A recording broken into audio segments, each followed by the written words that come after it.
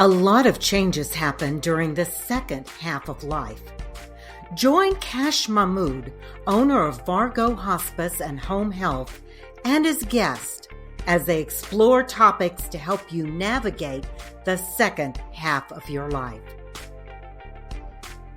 And now, here's Kash. Good morning, everyone, and welcome to Second Half of Life with me, Kash Mahmood.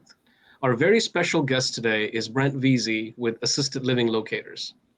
Today, we'll be talking about senior living options available in and around the Houston area. Morning, Brent. How are you doing? Doing great, Kash. How are you? Pretty good, pretty good. Well, I was thinking we'd dive right in. Can you give us an overview of what senior living options are available in and around the Houston area? Sure. You name it, it's basically out there. The simple fact is that 90% of people that are in the older age groups want to try to stay within their homes as much as possible. So, what we try to do is find the options available that make them comfortable at home and be independent. So, independent living is the first option that's available that's out there. So, if it's time for them to leave their home, they can move into an apartment complex that's designed specifically for people that are aged 55 and older. Just like those old complexes that we used to live in when we graduated from college and high school. Same thing. You pay your utilities, pay your monthly rent, you have a swimming pool, you have two bedrooms or one bedroom, maybe trash is picked up, but it's living in an apartment. Okay. And you could have some activities.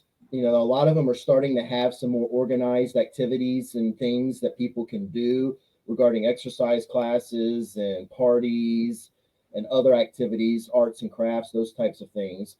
But for the most part, it's just downsizing and moving from a home into an apartment. Okay. So there are a decent number of those around the area, and there are some that are designed specifically for people that have lower incomes. It's called Section 8 housing, and you have to have specific qualifications for income to qualify, and you typically have to apply for with your local jurisdiction, whether it's the city or county, to be able to get into that type of housing, which is very limited and can often have long wait lists. So, because there's a very big need for those Section 8 housing options around the area.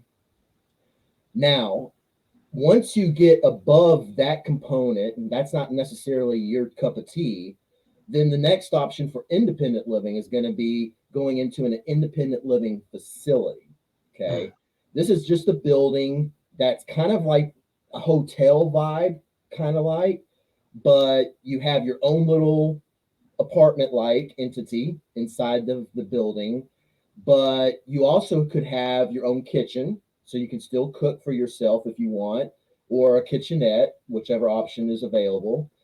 You also have the ability, if you don't are tired of cooking, that you could get meals provided to you by the facility. Okay. And it could be 2 meals, 3 meals a day. And it's kind of built into the cost of the monthly fees that you're paying for that facility. They also have a lot of activities going on at the facilities. So they try to do a lot of different things. They could have transportation available that's free. So if you don't want to drive a lot anymore, they could drive you to the grocery store, they could drive you to the doctor, drive you to shopping places that are nearby. All that's kind of built into the cost that you're paying. Also, most of your utilities are going to be paid for, okay, and covered by the cost that you're paying each month. So you don't have to worry about all those separate utility bills moving forward. But the biggest thing is that you're in a community, okay, and you have a great opportunity to make a lot of friends, like you do in a complex too. But they really do concentrate on making people feel comfortable by having all of these different activities going on and inviting them on a regular basis to get people engaged and out and about, because part of health is not just being physical, but it's mental and emotional. And as we've all learned from the pandemic, that connection, that social connection that we need as human beings, is extremely vital for us to have for us to be able to be the best versions of ourselves. So that is something that these independent living places do focus on. They could have some light housekeeping as well, so you don't necessarily have to clean your house all the time. They could come in and clean once a week and maybe change out linens if you want. But for the most part, it's like living in an apartment complex, but in a facility. It's a hotel, basically, kind of. Okay. But with a lot of fun activities and a lot of different things that, go on there. Another thing that can happen is if you start having some issues as we age, things happen. So we could get some arthritis, in our shoulders or what have you, and it gets a little bit tougher to put on our shirts in the morning or anything like that. And we need some help getting dressed or anything like that. Then you can have people come in and help you with those types of things in these places that are independent living. So you can get outside help to come in and help you with things in these independent living facilities. So there's flexibility there that allows you to be able to live your best life while getting some help if you happen to need it. And a lot of those costs are still going to be paid by you. In fact, most of them will be, and we can talk about that in a little bit, Cash. But for the most part, you're still independent, you're still controlling your own destiny, and you're getting the help as you need it for the things that you need help on. So that's kind of independent living in the broadest sense. Now, some of us will reach a point to where we need a decent amount of help to be able to live our best life. We have things that are called activities of daily living, ADLs. Okay. And these activities of daily living are basically grooming ourselves, bathing ourselves, going to the restroom by ourselves, getting dressed by ourselves, being able to get in and out of bed by ourselves, being able to get in and out of a chair by ourselves, feeding ourselves, and being able to, take medicines by ourselves. Okay. So if we need help with any of those ADLs, these individuals that I just spoke to can come in and help with one, two, three. They could come in and help with all of them. But if you're going to start getting people to come in and help you with all of them, okay, then that's when you may need to have some assisted living. Okay. And that's the next part of the continuum. The next step in the continuum of care is assisted living. And that's when you would go to a different location, a different facility. Sometimes these independent living places are in buildings that have assisted living as well. So it's just kind of like different hallways.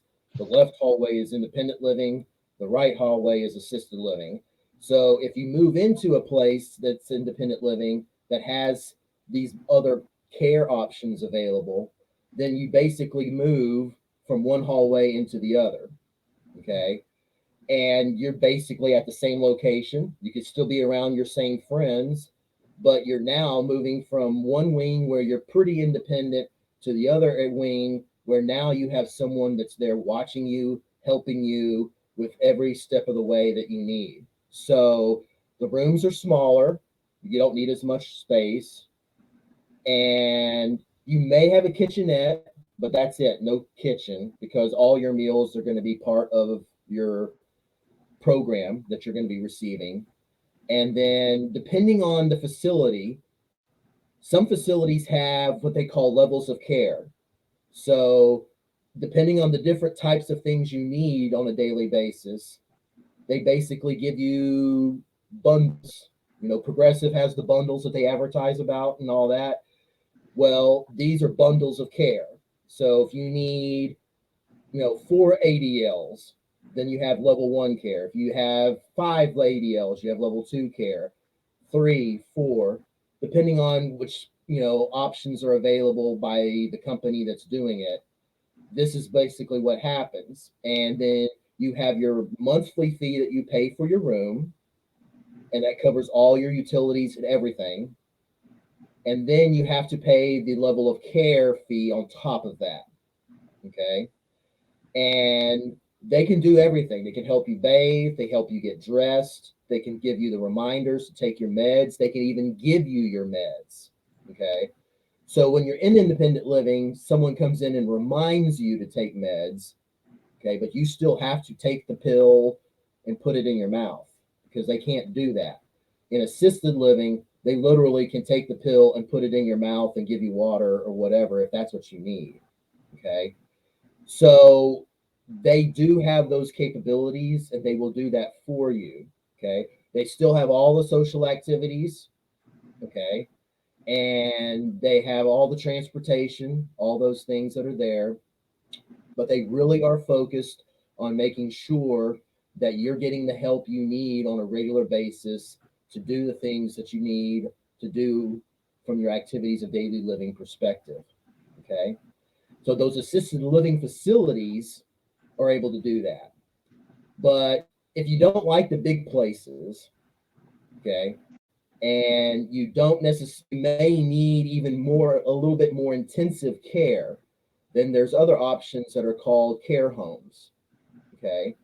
And what these care homes are literally a residential home that's been converted into a mini assisted living place.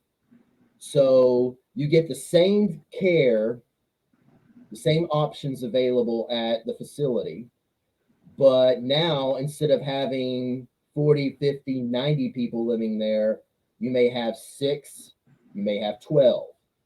So the caregiver ratio is much lower.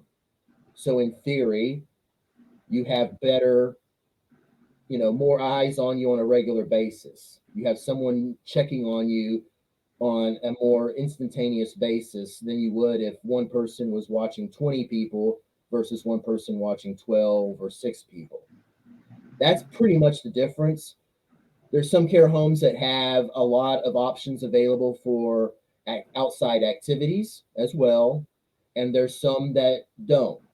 So there's a wide range of options that are out there for that option to take place.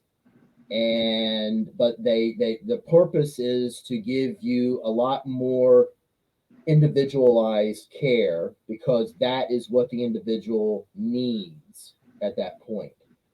So these are probably more people that are more, needing a lot more help. They may even need to have injections, done. They might need more regular nursing care, those types of things.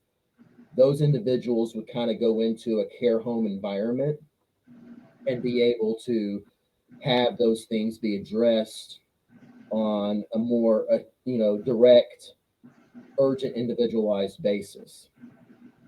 Now, the final step in the care continuum is one that is designed specifically for people that have a dementia diagnosis. Okay. So assisted living can handle dementia. Okay. But there's a point to where the dementia individual is going to need a lot more care that's going to be a lot more individualized than what most assisted living places are going to be comfortable with. Okay. And these individuals need memory care. Okay. And the most common dementia is going to be Alzheimer's. So, Alzheimer's is one of the fastest growing diseases in the United States. And it's the 5th leading cause of death currently in the United States for individuals 65 and older. And it's projected by 2050 that we're going to have probably close to about 14 million more individuals that are going to have the disease. Okay.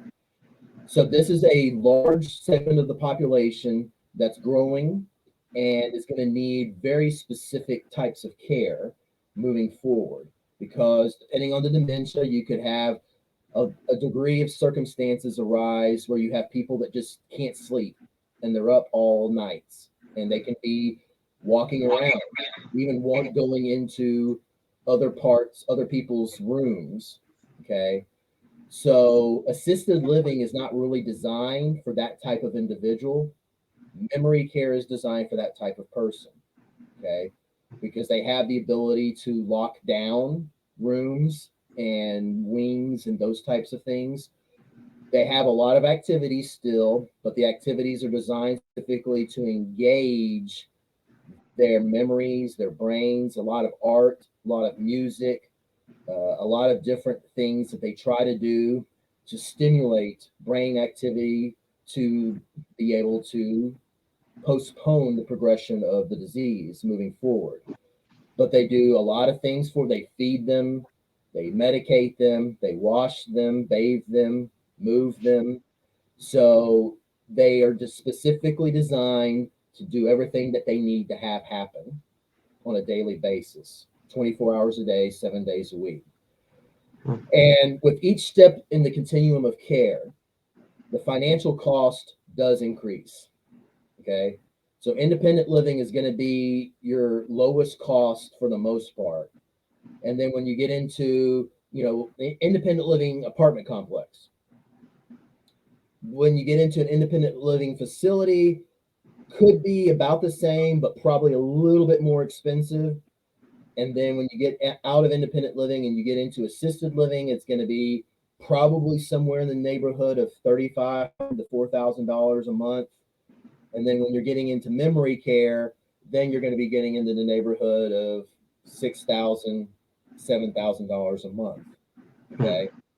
So in the memory care and assisted living, the levels of care, they could either be wrapped into the cost for a lump sum or they can be separated out.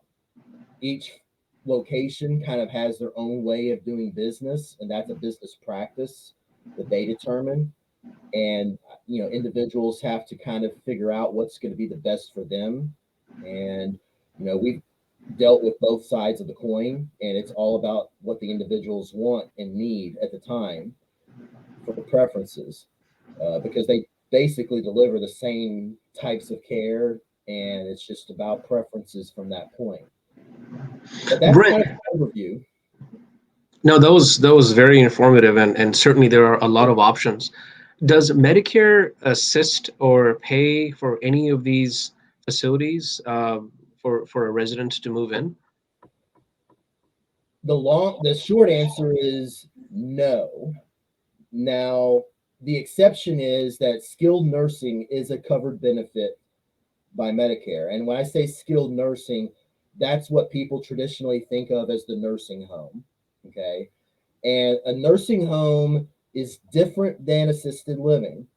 Okay. Because all they are is the basics, and they cover just the cost, and they're there to make sure that the costs of the care that the individual needs. Okay.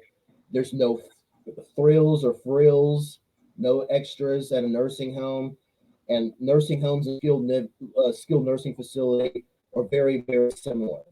So you have a skilled nursing facility benefit with Medicare that you access when your physician prescribes that to you because you need to get some rehabilitation after an illness or a surgery. And that rehabilitation will often start taking place in a skilled nursing facility. Okay. But once that benefit is used up, the 2 to 3 weeks that the doctor is saying that you need that level of care, if the doctor says you don't need it anymore, then you can't stay there. And after that, Medicare is not going to pay for where you have to go next. Now, a lot of people go back home. They could get home health back at home if they're still living at home, or they could have home care come to them. There's some Medicare plans now on the private Medicare Advantage side of things that will pay for home care now, but those are very few plans that will do that, and it's a very limited benefit. You're only talking about probably a certain number of hours per quarter that you have the ability to have home care paid for at home. Okay. So for the most part, Medicare is not going to pay for assisted living, independent living, or the memory care options that we have talked about. Now, Medicaid can. Okay. Medicaid is a state program that's run by each state around the country, Each state has its different way of, running the program and the types of benefits that they cover. But here in Texas, they are something called the Star Plus program that's designed for people that are age 65 and older, that have lower incomes, they have needs, that they're disabled or they're blind, you know, and if they are able to qualify for the program, then the state will pay for people to come into their home if they want to have the care at their home to take care of them, or they will pay for them to go into an assisted living facility that is contracted with a Star Plus program health plan to be able to have assisted living options for them that's paid for by the state of Texas. Okay. Now, this is a very limited number of facilities. They don't have bells and whistles. Okay. And you have to have very limited income coming in on a regular basis. The requirements are pretty strict. Okay. And on top of this, there is a Medicaid clawback that is available so that when you are towards the end, any Medicaid benefits that the state has paid on your behalf, technically the state could come back and get those from your estate, or whatever after the fact. Okay. So it's not completely free. There's, definite costs that are going to be incurred from the program, but it is an option that's out there for people to access. If you are a veteran, the VA does have a program available that will cover costs for assisted living options. And especially if you served during a time of war, and there's specific periods of time throughout history that the VA has available for that. The Care and Assistance Program from the VA is a pretty good program, and it gives you the option, if you're able to qualify for it, to live in a already pre-designated VA home, which in Texas there are not many of those at all. Or what they do is they allow you to pick the facility that you're going to live in, and they basically reimburse you the costs that you're paying for that facility with whatever benefit amount that you qualify for, which is again based on income and those types of things. So for the most part, those are the different ways that you can, pay for the care. In addition to just, saving the money, long-term care insurance is another great option that will pay for it and cover the costs. But otherwise, it's pretty much going to be out of your own pocket. Okay, Brent, how would someone determine whether a small or a large assisted living would be most suitable for their needs? It's actually pretty simple because there's two different ways to approach it. What do you want and need? That's option one. Okay. Option two is, simply put, what do you like? Okay.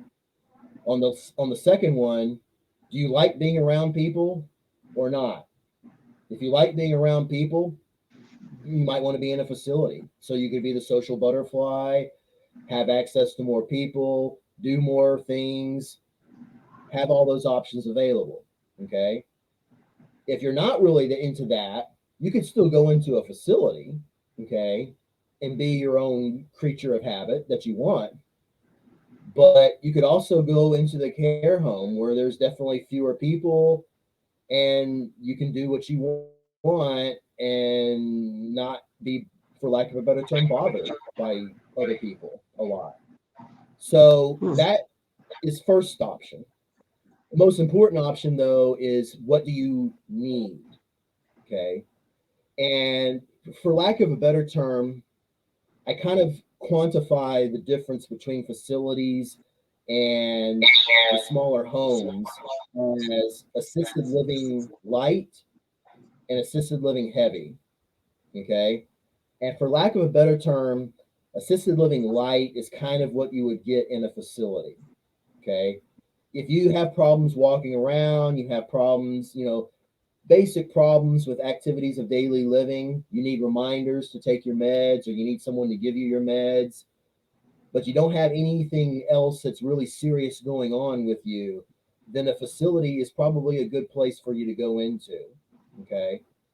But if you start needing to have some more regular treatments, for example, especially regarding injectables or those types of things, then that's when you may need to go into one of those smaller care environments so that you can have that more individualized area of focus.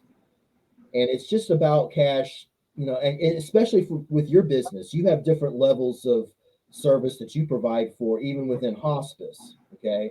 And it's literally based on exactly where they are in their journey, that they need whatever they happen to need, and you give it to them. Well, it's the same here. If you need that higher level of acuity and you need that unlimited care options, then that care home is probably a better place for you to go. But if you're not there, then the facility may be the better place to go, especially if you are into the activities and all that. There's a lot of care homes that have activities. Okay, don't get me wrong. That's not the issue. The issue is you just don't have as many people participating, you know? So a party of 20 is a lot different than a party of six, and that's just the simple fact of how things go. And it's just a different type of feel and environment, and it's just a different level of care option that's there available for people. Understood. When should families start looking for assisted living options? Planning should be done prior to turning 65. You need to be blunt. You and I should be planning right now, Cash. Okay. We really should. Okay. Because it's not cheap. Okay. And most Americans are not going to be getting enough from their basic Social Security payments to cover the cost of what assisted living is going to cost people. Okay. The simple fact of the matter is, as it is now, and this is not just a Houston issue, it's a nationwide issue. We don't have enough housing options, independent, assisted, or memory care for the population. Okay. This was pre baby boomer that there was a shortage of housing options that were there. And now the baby boomers retiring is only accelerating and exacerbating this problem. And the Houston area is no exception. And the pandemic is exacerbating the problem because you have care homes, especially, that are not able to financially survive because they just couldn't make it. They couldn't get people in. The people they had passed away, and a lot of care homes are closing. So that's problem one. Problem two is you have a massive caregiver shortage. Okay, there's a lot of burnout in the industry. A lot of nurses are leaving, and so the costs to recruit and retain people are only increasing as we go along.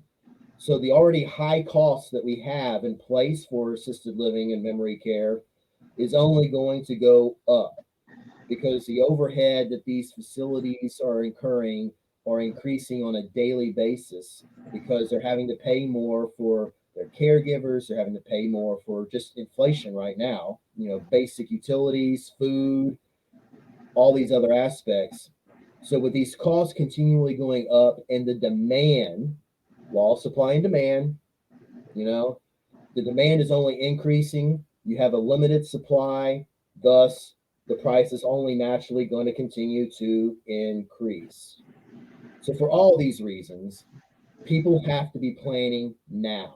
They really should. And that's with thinking about long-term care insurance, maybe putting annuities in place, life insurance. Life insurance have options now where they have riders that enable them to be converted into a long-term care program to pay for costs later on. So These are some of the options that you have to be thinking of and about moving forward.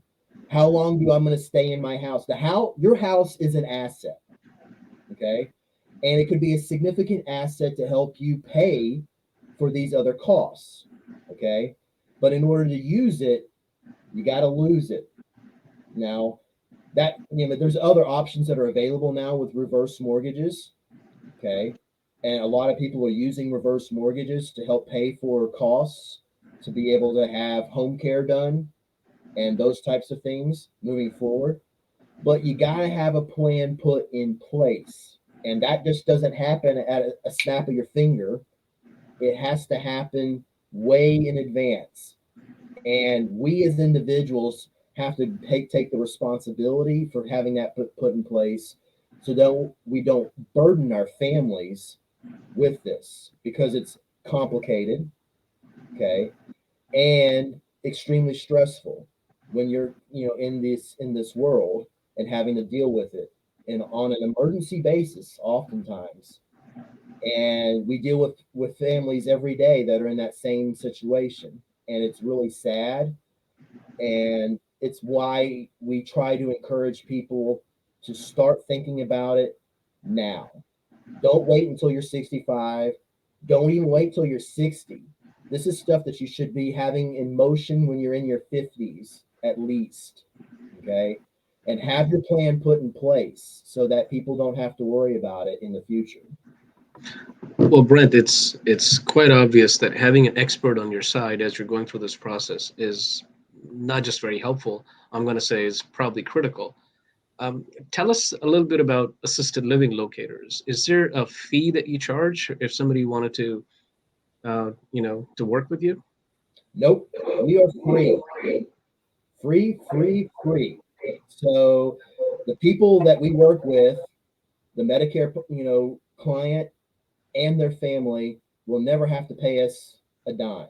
Okay. Any compensation we receive is from the back end when a family or a client selects the resource that's best for them, then that resource can compensate us with a referral fee. Okay. Which that doesn't happen every time either. So, I mean, there's been people we've helped that we didn't receive any compensation for, but we helped them because that's what it's about.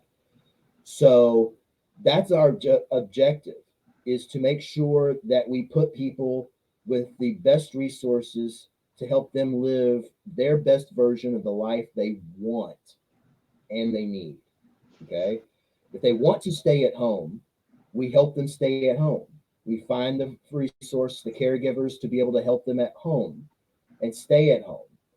We have people that can come in and make modifications to their homes to make it easier for them to be mobile safely in their homes so they don't have to be worried about tripping and falling and, doing those things with getting themselves up off of the toilet or out of the bathroom, out of the shower safely with handrails and those types of things. We help people with planning. So you have a nest egg, you want to keep it secure. We have financial advisors that we refer people to help them be able to keep that money safe and to hopefully build on it for them so that they have something that they can depend on as they live. I mean, Cash, we're living into our 80s, 85 now and higher. So we have to have 20 years more of income after we turn 65 to pay for our care moving forward. So that's a lot of money. And it's a lot more money than Social Security was designed to specific. Social Security was a floor.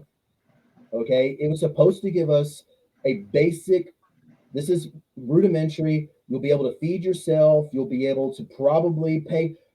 You're going to have your home paid for. So you don't even have to worry about, a home note. Well, there's a lot of people now that still have home notes well into their 60s, and 70s that they're still paying from a mortgage.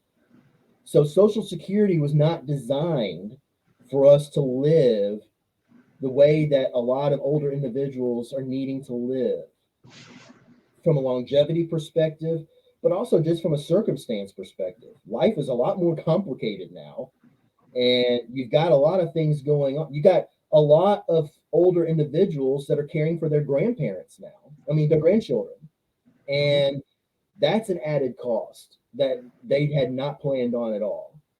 So life has changed and gotten so much more complicated that Social Security alone is just not enough to be able to cover those costs. We have to be able to address those, and there's a lot of resources that are out there. It's very complicated, and that's why we are here, is to be able to help them and help them find people like you, because a lot of people don't even know that hospice exists, or they think that hospice is just where people go to die, which is not at all the case. A lot of That's people don't understand that, and we only know that because we experienced it directly with my grandfather who was in hospice. But that's why we appreciate what hospice does, and it's only through that experience that we know that, and that's why we share that with a lot of people, because there's a lot of times when people think it that, and we say, no, no, no, no, hospice isn't like that. It's like it's this, and it's, you can go in, you can come out, and it's designed to be helpful to people and make people live their best life, literally, for as long as possible. And they're like, oh, okay, well, that's great. So there's a lot of education that needs to be done, and that's why we are here as a resource to be able to help people find out all those things that are out there that they need to be able to access on their behalf, depending on what their circumstances Brent, why did you decide to start this business? are. Well, honestly, it started because of the pandemic, because I got laid off at the Y from the pandemic, and I was looking around at different options, and there was not a lot of options available during the pandemic. Not a lot of people hiring, so we kind of started looking at the own business proposition, and the franchise thing came up, and assisted living was one of those options. Several years ago, when we were my wife Pauline, when I say we, it's my wife Pauline. She's my better half, and always, and she was in the Y too, and she got laid off after I did. But we both had a lot of experience with the Medicare population. I spent 10 years working at a Medicare Advantage company, and she started at the Y as a Silver Sneakers trainer. So she was working with the population daily, and she continued to work with them as she worked up the chain. So we had a lot of experience with the population. So when my grandparents started having issues, my family came to us and said, hey, you work with the Medicare sector, you know a lot, tell us what to do. And we were like, okay, yeah, we'll give it our best shot. So we started trying to do some stuff and everything. And, what we knew was so rudimentary and basic. I mean, we were like down here, and most all the information was way up here, because there was so much more that we didn't even know existed, because we have always been down here at just knowing the basics, the overview. These are the benefits that Medicare covers. Well, Medicare doesn't cover a lot of this.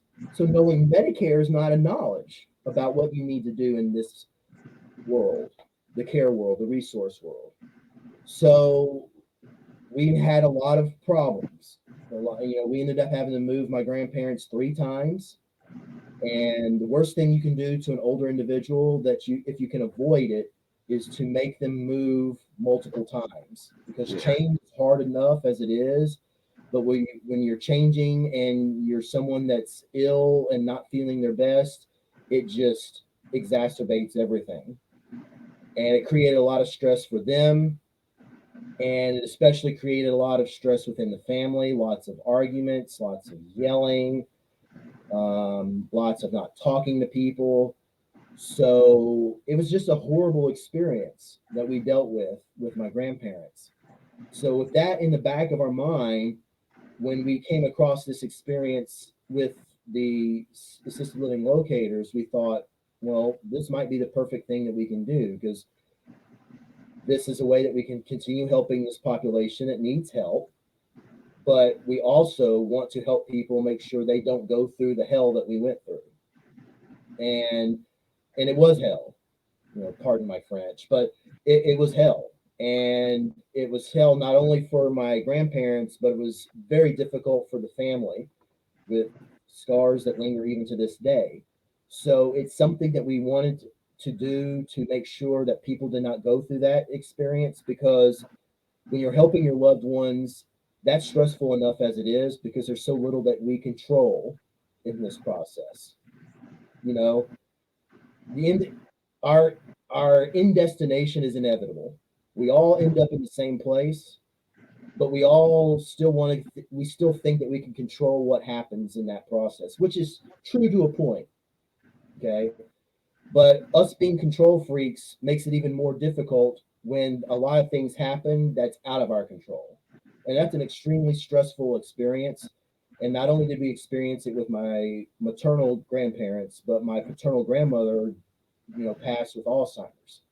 So we had to deal with that as well. And that's the ultimate out of control experience that is completely soul sucking and just one of the most painful experiences that anyone can go through.